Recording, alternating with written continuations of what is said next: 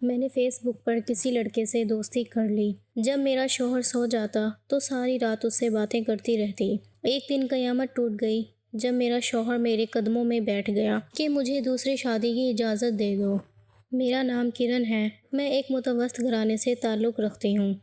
میری شادی میں بس کچھ ہی دن تھے اور میں بہت خوش تھی کیونکہ میری شادی ایک بہت امیر انسان سے ہو رہی تھی جس کے پاس دھن دولت کی کوئی کمی نہیں تھی۔ وہ اپنے گھر کا اکلوتا بیٹا تھا جس کی ایک بوڑھی ماں اور 3 بن بیاہی بہنیں تھیں جن کی میں جلدی سے جلدی شادی کروا کر ان سے جان چھڑوا سکتی تھی اور پھر اس کے بڑے گھر میں آرام سے راج کر سکتی تھی۔ میں دن رات ملکہ بننے کا خواب دیکھ رہی تھی کیونکہ میرا تعلق ایک مڈل کلاس گھرانے سے تھا اور میری خوبصورتی کی وجہ سے میری شادی اتنے بڑے گھر میں ہو رہی تھی۔ مجھے شروع سے اپنے حسن پر بہت غرور تھا لیکن اس رشتے نے تو مجھے اور زیادہ مغرور بنا دیا تھا۔ اب میں کسی کو کھاتے میں نہ لاتی، یہاں تک کہ میری وہ پھپھو جو میرے اس رشتے کا سبب بنی، میں ان سے بات کرنا بھی گوارا نہیں کرتی تھی۔ میرے رشتے کو کچھ ہی دن ہوئے تھے تو میری نندیں مجھ سے ملنے کے لیے ہمارے گھر چلی آئیں۔ مجھ سے تو ان سے بھی مسکرا کر بات نہیں ہوئی تھی کیونکہ میرے سامنے وہ بالکل عام اور معمول شکل و صورت والی تھیں۔ انہیں دیکھا تو میں نے دل ہی دل میں سوچ لیا کہ جلد از جلد ممکن ہو سکا تو میں ان تینوں کی شادی کر کے ان سے تو چھٹکارا حاصل کر لوں گی۔ شادی کے لیے 3 مہینے کا وقت لے لیا گیا اور 3 مہینے پلک جھپکتے گزر گئے تھے۔ میری اور برہان کی صرف ایک ہی ملاقات ہوئی تھی جو میرے ماں باپ نے اپنے سامنے کروائی تھی۔ وہ ایک خوبصورت اور جوان مرد تھا۔ اس سے شادی کرنا کسی بھی لڑکی کا خواب ہو سکتا ہے۔ میں اپنی خوش قسمتی پر حیران تھی اور ساتھ ہی مغرور بھی۔ اور پھر میری زندگی کا سب سے خوبصورت دن آ گیا جب میں رخصت ہو کر اپنے بڑے سے سسرال پہنچ گئی۔ میری نندوں نے مجھے کمرے میں بٹھا دیا۔ میں بیڈ پہ دلہن بنی بیٹھی تھی۔ رات کو تقریباً 1 بج رہا تھا لیکن میرا شوہر ابھی تک کمرے میں نہیں آیا تھا۔ ایسے ہی سارا وقت گزر گیا۔ میں تقریباً پچھلے 4 گھنٹے سے اپنے بھاری لباس کو اپنے وجود پر برداشت کر رہی تھی۔ سونے کے یہ قیمتی زیور جو مجھے کچھ دیر پہلے تک بہت اچھے لگ رہے تھے، اب ان کے بھاری پن سے میری گردن میں بھی درد شروع ہو گئی تھی اور میرا دل کر رہا تھا کہ میں انہیں نوچ کر اپنے وجود سے جدا کر دوں۔ میرا شوہر کہاں رہ گیا تھا؟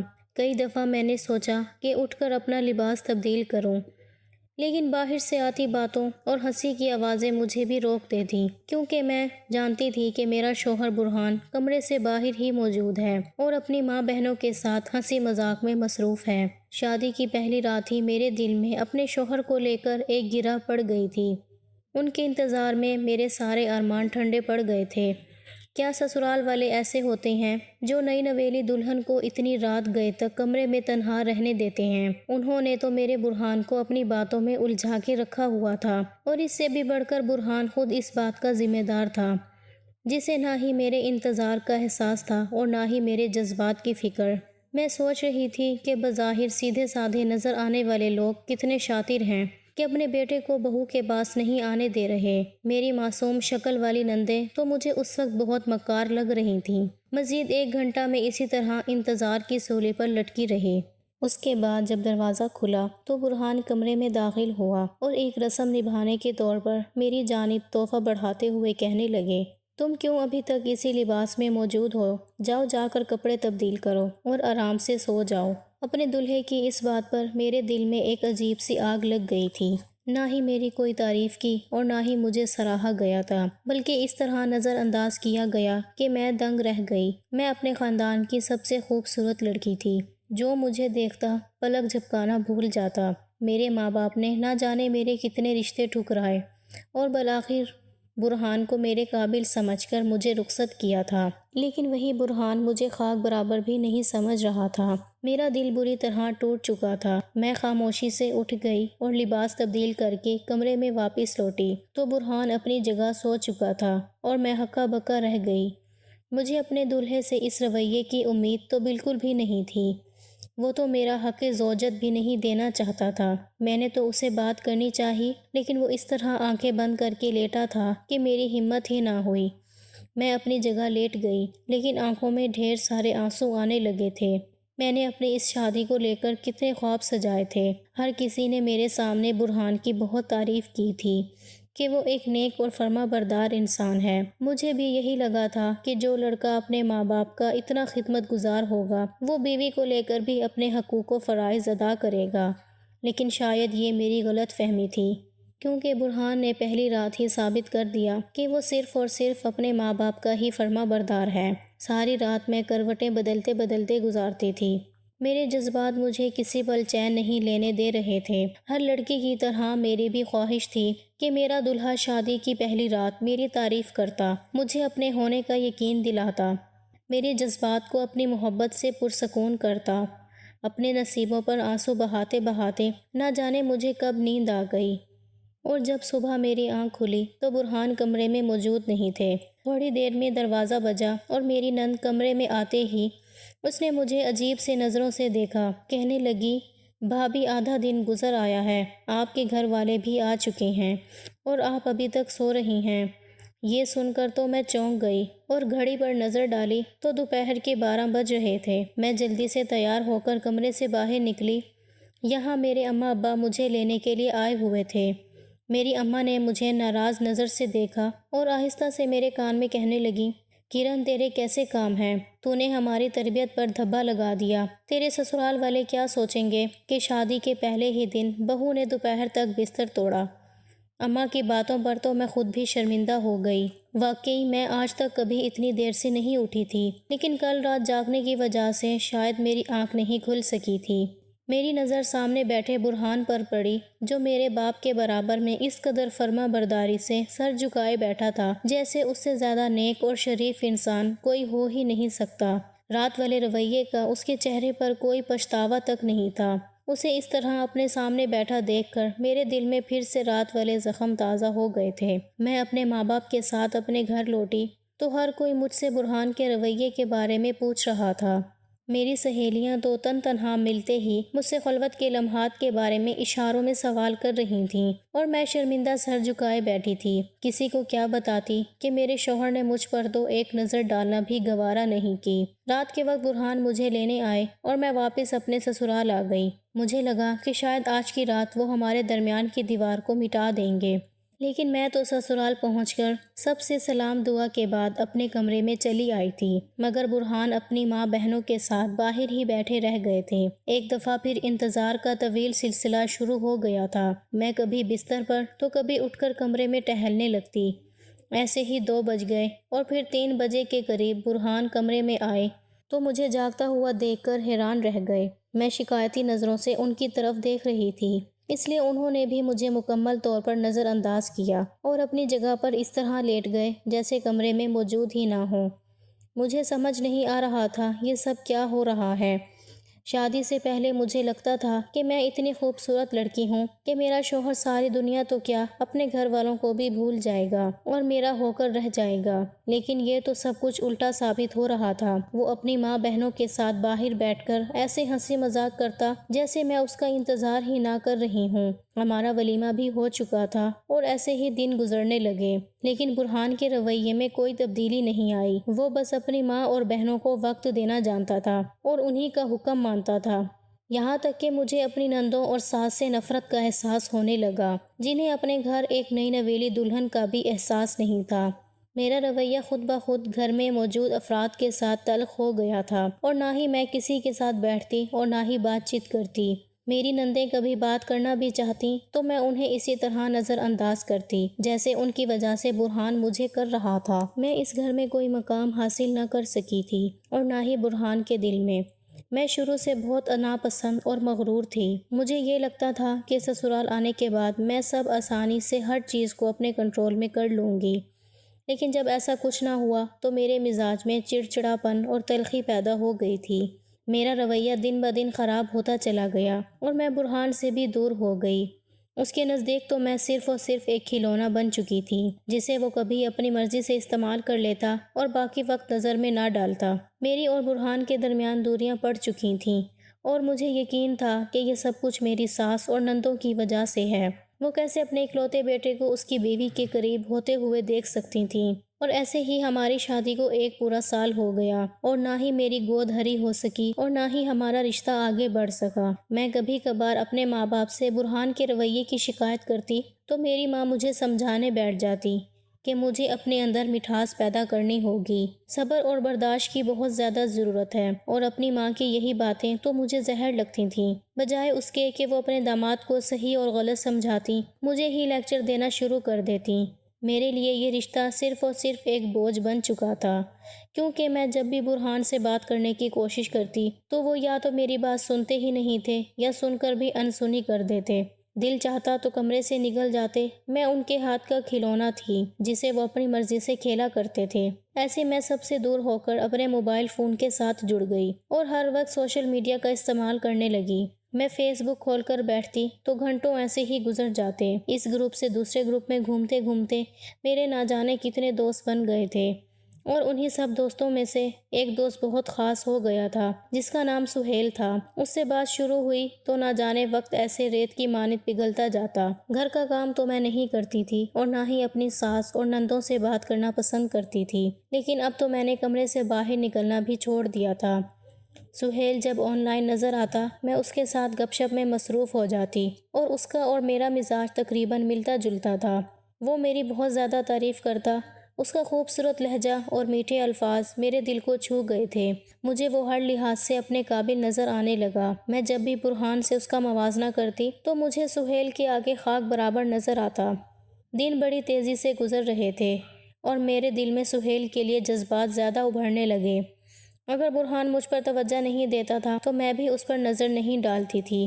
وہ اب بھی دفتر سے واپس آ کر زیادہ تر وقت اپنی ماں بہنوں کے ساتھ گزارتا اور سب سے آخر کمرے میں تشریف لاتا۔ سہیل اور میری بات چیت کا سلسلہ بڑھتے بڑھتے رات کے وقت تک پہنچ گیا، اور اب تو میں رات کے وقت چپکے سے اپنے کمرے سے نکل کر صحن میں چلی جاتی اور سہیل کے ساتھ باتوں میں مصروف رہتی۔ برہان تو کمرے میں سو رہے ہوتے تھے۔ انہیں میری اس حرکت کا ہرگز معلوم نہیں تھا۔ پچھلے کچھ دنوں سے سہیل مستقل میری تصویر مانگ رہا تھا۔ کبھی وہ مجھے کہتا کہ ویڈیو کال پر آؤ تو کبھی کہتا کہ اپنی کوئی تصویر کھینچ کر مجھے بھیجو، لیکن سچ تو یہ تھا مجھے یہ سب کچھ کرتے ہوئے ڈر لگ رہا تھا۔ میں شادی شدہ تھی اور برہان کے ہوتے ہوئے غیر مرد کے ساتھ باتیں کر رہی تھی، اس لیے نہ ہی میں نے سہیل کو اپنی کوئی تصویر بھیجی اور نہ ہی کبھی ویڈیو کال پہ بات کی۔ وہ تو مجھ سے شادی کا خواہش مند تھا اور بار بار کہہ رہا تھا کہ جب تک اپنی تصویر نہیں دو گی میں اپنے گھر والوں سے شادی کی بات کیسے کروں گا۔ میں نے اسے آج تک نہیں بتایا تھا کہ میں ایک شادی شدہ عورت ہوں۔ وہ مجھے ایک کنواری لڑکی سمجھتا تھا، اور جب بھی مجھ سے شادی یا تصویر کی بات کرتا تو میں اسے اپنی ہی باتوں میں الجھا دیا کرتی۔ کچھ دن ایسے ہی گزرے اور پھر مجھے اچانک برہان کے رویے میں تبدیلی محسوس ہونے لگی۔ ان کا مزاج پہلے سے کافی نرم ہو گیا۔ وہ مجھ سے ٹھیک بات کرنے لگے تھے اور یہ بات میرے لیے بہت حیران کن تھی۔ اور پھر ایک رات اچانک ہی برہان میرے پاس آئے اور میرے قدموں میں بیٹھ گئے۔ میں حیران پریشان انہیں دیکھ رہی تھی، اور پھر برہان نے ایک ایسی بات کہہ دی کہ میرے ہوش ہی اڑ گئے۔ وہ کہہ رہے تھے، اگر تم میری محبت چاہتی ہو تو مجھے اپنی ایک قیمتی چیز دے دو۔ شادی کے پورے 1 سال بعد برہان مجھے اپنی محبت دینے کی بات کر رہے تھے، لیکن بدلے میں وہ مجھ سے کیا چاہتے تھے یہ میں سمجھ نہیں پائی تھی۔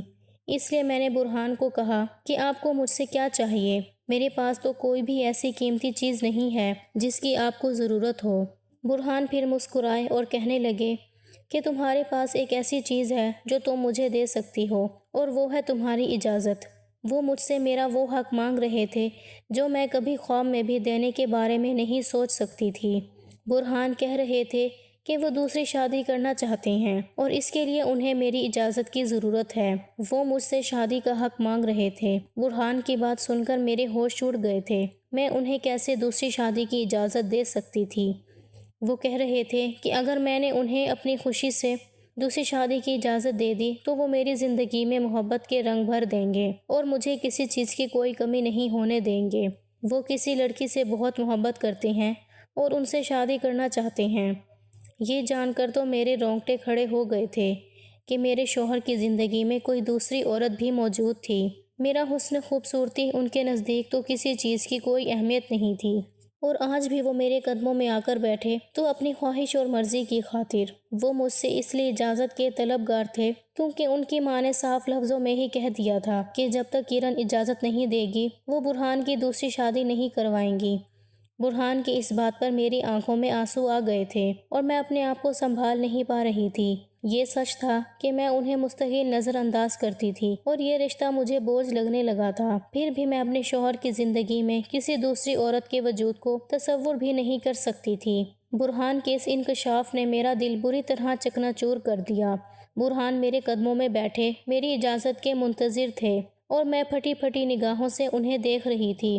اور پھر کافی دیر بعد میں نے ٹوٹے پھوٹے لہجے میں کہہ دیا کہ مجھے دکھاؤ کون ہے لڑکی جو مجھ سے بھی زیادہ خوبصورت ہے اور جس نے آپ کو اس طرح اپنا بنا لیا کہ آپ دوسری شادی کی بات کر رہے ہیں۔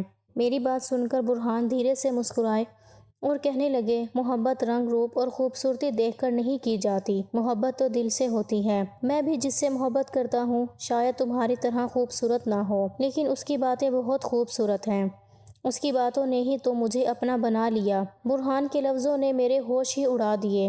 سہیل بھی ایسی ہی باتیں کیا کرتا تھا، اسے بھی مجھ سے بنا دیکھے محبت ہو گئی تھی اور وہ بھی مجھ سے شادی کا خواہش مند تھا، لیکن مجھے اپنے اس رشتے کا پاس تھا جس رشتے میں مجھے میرے ماں باپ نے باندھا تھا۔ اس لیے میں نے اب تک سہیل کو نہ ہی اپنی تصویر دکھائی اور نہ ہی کبھی اس سے شادی کے بارے میں سوچا۔ برہان مرد تھا اور وہ بہت آسانی سے اپنے جذبات کا اظہار کر رہے تھے۔ میں نے روتے ہوئے اس سے کہا کہ وہ دوسری شادی کا خیال اپنے دل سے نکال دیں۔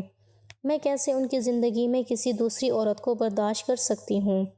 میں ان سے بہت محبت کرتی ہوں اور ان کے ساتھ اپنی زندگی گزارنا چاہتی ہوں۔ میری بات سن کر برہان دھیمے لہجے میں کہنے لگے کہ وہ مجھ جیسی خود پسند اور مغرور لڑکی کے ساتھ کیسے گزارا کر سکتی ہے جسے اپنے سوا کچھ اور دکھائی نہیں دیتا۔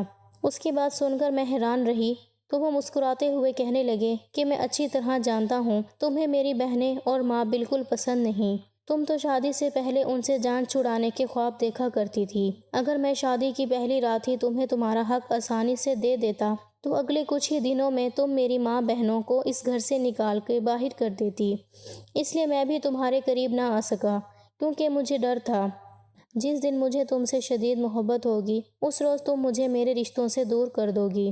اس کی بات سن کر میں ہکا بکا رہ گئی کہ وہ میری نیت پر اس طرح اچھی طرح کیسے واقف تھے اور میری نیت کی وجہ سے ہی میرا رشتہ آج تک سنور نہیں پایا تھا۔ ان کو اور میری دوری کی وجہ دوسری لڑکی نہیں بلکہ میری خراب نیت تھی اور اسی خراب نیت کی وجہ سے آج کوئی دوسری لڑکی ان کے دل میں اپنی جگہ بنا چکی تھی۔ برہان کی بات پر میری آنکھوں سے آنسو بہہ رہے تھے اور مجھے احساس ہو رہا تھا کہ میں کس قدر غلط تھی۔ میں برہان کے آگے ہاتھ جوڑ کر بیٹھ گئی۔ آج میں نے اپنی انا سب ایک طرف رکھ دی تھی کیونکہ میں اپنا رشتہ بچانا چاہتی۔ برہان واقعی ایک اچھے انسان تھے۔ یہ تو میری نیت کا فطور تھا جو ہمارے رشتے میں دوریاں پیدا کر رہا تھا۔ برہان نے مجھے معاف کر دیا اور آہستہ آہستہ انہیں محبت ہو گئی اور پہلی بار انہیں کسی سے اتنی شدید محبت ہوئی ہے، اس لیے وہ دوسری شادی کرنا چاہتے ہیں۔ جب میں نے برہان سے کہا کہ ایک دفعہ مجھے اس لڑکی سے ملوا دیں تو برہان نے بتایا کہ فیس بک پر ان کی ایک دوست بنی ہوئی ہے اور ابھی تک اس نے اپنی تصویر نہیں بھیجی۔ برہان نے جیسے ہی اپنی فیس بک آئی ڈی کھولی اور مجھے دکھائی تو میرے ہوش اڑ گئے کیونکہ میں نے ہکلاتے ہوئے برہان سے کہا کہ آپ کی آئی ڈی سہیل کے نام سے کیسے اور کیوں ہے؟ تو سہیل بتانے لگے کہ مجھے سہیل نام بہت پسند ہے اور مستقبل میں اگر میرا کوئی بیٹا ہوا تو میں اس کا نام سہیل ہی رکھوں گا، اور آئی ڈی بناتے ہوئے بھی میں نے اسی لیے اس کا نام استعمال کیا۔ سہیل کی آئی ڈی پر اس کی لگی ہوئی ایک بچے کی تصویر دیکھ کر میں اچھی طرح پہچان گئی تھی یہ کوئی اور نہیں بلکہ وہی شخص ہے جس سے میں دن رات باتیں کرنے لگی تھی اور جو میری ہر بات کو بڑے غور سے سنتا تھا۔ اتفاق تھا کہ میں بھی جو آئی ڈی استعمال کر رہی تھی میری نہیں بلکہ میری چھوٹی بہن کے نام سے تھی، اور اس لیے برہان بھی میرے اصلی نام سے اسی طرح ناواقف تھے۔ جیسے کہ میں سہیل کی آئی ڈی دیکھ کر میرے زبان کو تالا لگ گیا تھا، میں جان گئی تھی اور جس لڑکی سے محبت کے دعوے کر رہے ہیں نا وہ میں ہی ہوں اور ان کی بیوی بھی میں ہی ہوں۔ میں نے انہیں دوسری شادی کی اجازت دے دی لیکن ان سے وعدہ لیا کہ وہ کبھی مجھے نہیں چھوڑیں گے کیونکہ میں ان سے بہت محبت کرتی ہوں۔ میرے منہ سے محبت کا اقرار سن کر برہان حیران رہ گئے تھے۔ میں نے ان سے وعدہ کیا کہ میں ان کے گھر اور ان اور گھر والوں کو دل سے اپناؤں گی۔ اور پھر رات گئے خاموشی سے اپنی آئی ڈی کھول کر میں نے انہیں ایک میسج بھیج دیا کہ میرے گھر والے میری شادی طے کر چکے ہیں اور میں ان سے کبھی کوئی بات نہیں کروں گی، اور ساتھ ہی میں نے اپنا اکاؤنٹ بھی ڈیلیٹ کر دیا تھا۔ اگلی صبح برہان شاید وہ میسج پڑھ چکے تھے، ان کا چہرہ اترا ہوا تھا، میرے پاس آئے اور میرا ہاتھ پکڑ کر کہنے لگے کہ اب وہ دوسری شادی نہیں کریں گے بلکہ میری ہی محبت کو دل سے قبول کر لیں گے۔ ایک طویل عرصے کے بعد ہم دونوں کا رشتہ صحیح راستے پر چل پڑا تھا، لیکن اس کے لیے میں نے ان سے یہ سچ چھپایا تھا کہ میں ہی وہ لڑکی ہوں جو رات گئے تک ان سے باتیں کرتی تھی، کیونکہ اس طرح میں اپنے شوہر کی نظروں میں گر جاتی اور وہ مجھے بد کردار تصور کرنے لگتے، مگر وہ خود بھی یہی کر رہے تھے، لیکن انہیں اس راستے پر لانے والی بھی تو میں ہی تھی۔ اگر میں شادی سے پہلے ہی ان گھر والوں سے بیزار نہ ہوتی تو شاید شادی کی پہلی رات ہی مجھے اپنا لیتے۔ آج ہماری شادی کو 3 سال ہونے والے ہیں اور میرا اور برہان کا رشتہ ایک خوبصورت منزل کی جانب رواں دواں ہے، کیونکہ میں ماں بننے والی ہوں۔ ہم لڑکیاں بہت نادان ہوتی ہیں جو یہ تصور کرتی ہیں کہ شادی کے بعد ہم ساس نندوں کو گھر سے نکال کر شوہر کے دل پر راج کرتی ہیں۔ ہمیں یہ یاد کیوں نہیں رہتا کہ جس طرح درخت اپنی جڑ کے بغیر کھڑا نہیں ہو سکتا، اسی طرح کوئی رشتہ اپنے بنیادی اصولوں کے بغیر زندہ نہیں۔ تو ساس نندوں کو گھر سے نکال کر شوہر کے دل میں جگہ نہیں بنائی جا سکتی، لیکن ان کی تھوڑی سی خدمت اور فرما برداری کر کے شوہر کے دل میں جگہ بنائی جا سکتی ہے۔ کسی ایک رشتے کو جیتنے کے لیے باقی رشتوں کو کاٹنا ضروری ہے، یا سبھی رشتوں کی عزت اور حرمت کے ساتھ زندگی کو آگے بڑھانا آسان ہے؟